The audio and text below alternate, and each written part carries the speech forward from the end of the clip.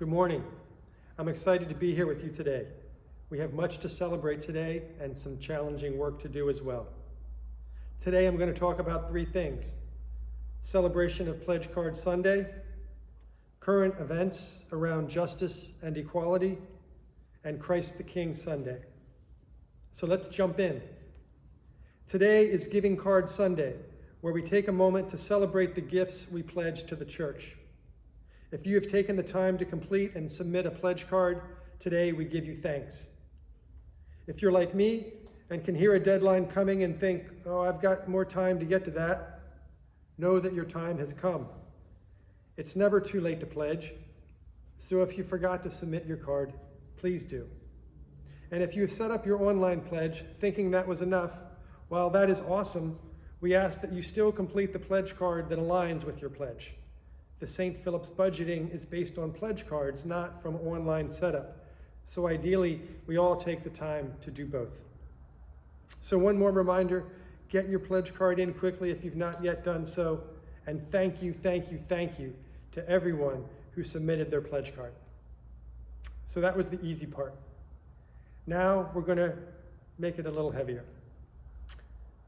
For those of you paying attention to the national news, you've likely been seeing lots of press about the latest trials with racial currents running through them.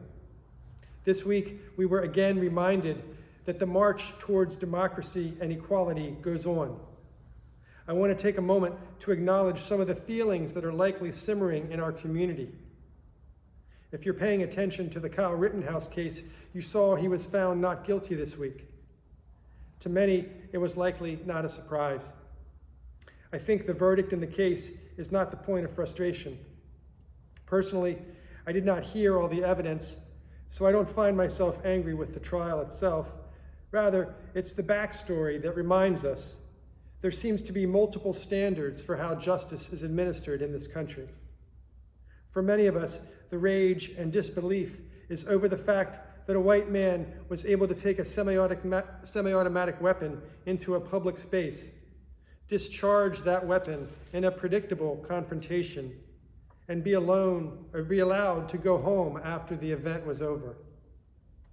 Many of us have a hard time believing that a black man would have been afforded the same rights by law enforcement. Maybe it happens. Maybe in the streets of our cities, police turn the other way when they see a black man or woman taking up arms in self-defense and show grace as they perceive justice. But it sure doesn't seem like the scales of law enforcement and justice are balanced. If you're angry about the inequality in the distribution of justice, I share your anger. So what should we do as Christians with our anger? I submit we need to channel that anger into what Presiding Bishop Michael Curry calls radical love. I've heard it said, only love can conquer hate. I suggest maybe we change that verb. I don't think hate can be conquered. Hate must be transformed. And that is where we need radical love. Love is not a weapon.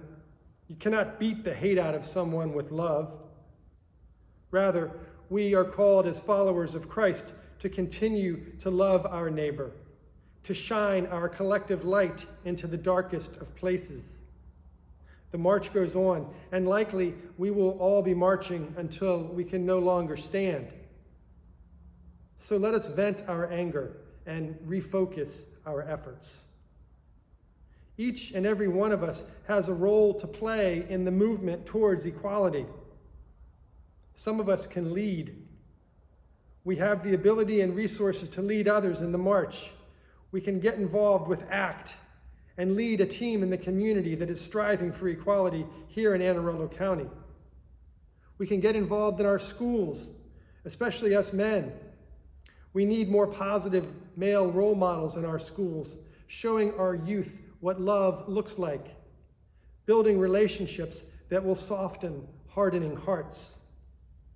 We need innovative thinkers and doers that are able to lead, to step up and be involved.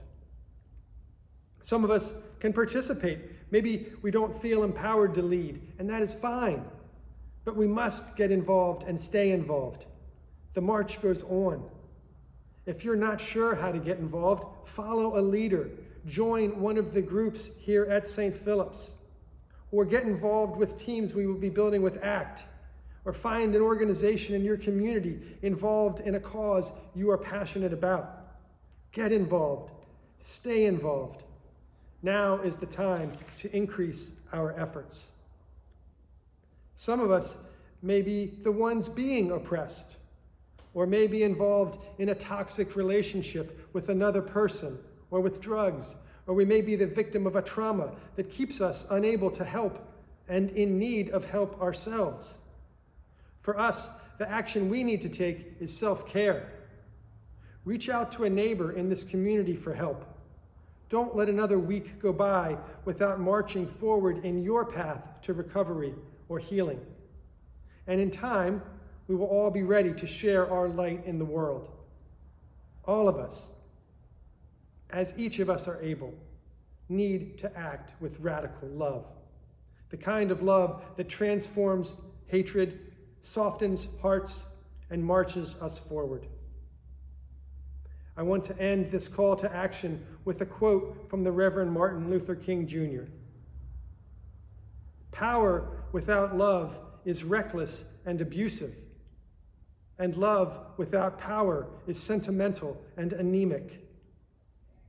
Power at its best is love implementing the demands of justice, and justice at its best is love correcting everything that stands against love."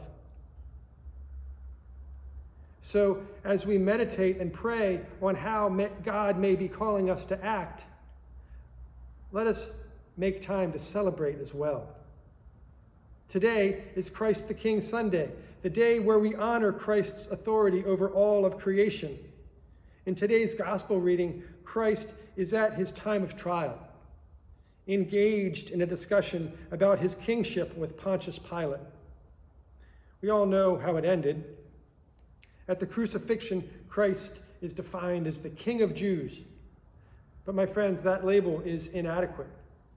Yes, Christ was the King of Jews. Seemingly, he spent most of his time in the Jewish community, teaching in the synagogues, trying to get their focus to move beyond the laws of Moses to this New Testament. And Christ was the King of the Gentiles. Clearly, Christ's ministry and message went beyond the Jewish community. Christ's message and model for living was meant for all of us. There are countless stories where it is clear this New Testament applies to everyone. And Christ was the King of the elements. He calmed the seas and the raging winds. He walked on water. He transfigured on the mountaintop. Christ was the King of life. His many acts of healing the sick and the maimed show that he was the King of life as well. Christ was the King of death by bringing back dead and his own resurrection. Christ showed he's the king over death as well. Christ is the King of spirits. There are many stories of Christ communicating with and showing complete authority over the spirit world and the demons that may possess us. Yes, Christ the King is King of the universe, the King of kings. His authority has no ends. Christ the King is our model in every situation, from beginning to the end, when life is good and in our times of trial.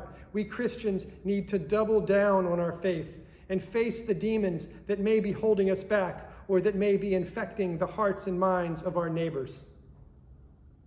So as we march out of this sacred space today, let us give thanks to God. That is where we are to keep our focus.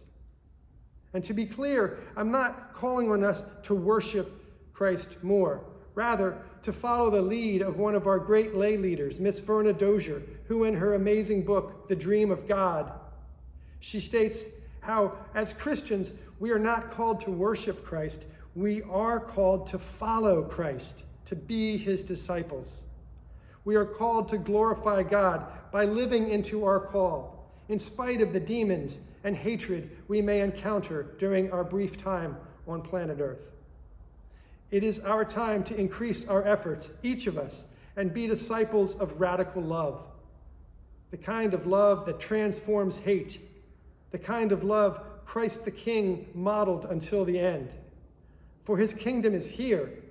Let us march in love, knowing we may never see the dream of God realized, but marching on still, united in love, working together in the Spirit, marching until we take our last step, following the model of our King of Kings. Amen.